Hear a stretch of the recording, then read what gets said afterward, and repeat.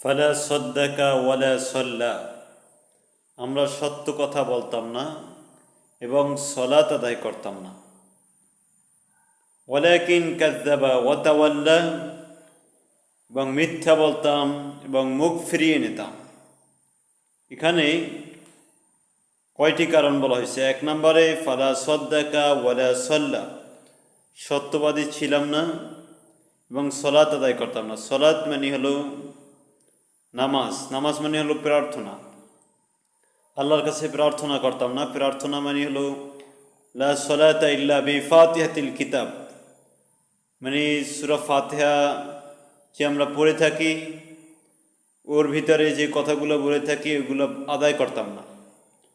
চালাও সে পথে যে পথে তোমার প্রিয়জন গেছে চলি, সরল সঠিক পূর্ণ পন্থা মোদের দেও গো বলি।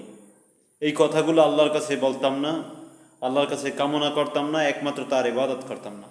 এটাই বলা হয়েছে। আল্লাহ তাআলা এখানে এটাই বলেছেন, ফালা সদ্দাকা ওয়ালা সাল্লা ওয়ালাকিন কাযযাবা ওয়া তাওয়াল্লা, বরং আমরা ছিলাম মিথ্যাবাদী এবং মুখ ফিরিয়ে নিতাম, সেগুলোকে সত্য থেকে মুখ ফিরিয়ে নিতাম। এই কারণে সত্য কি? সত্য হলো পবিত্র আল কোরআন। সঠিক ধর্মের দিকে আসি, ভালোর দিকে আসি। সালাম জানিয়ে শেষ করছি।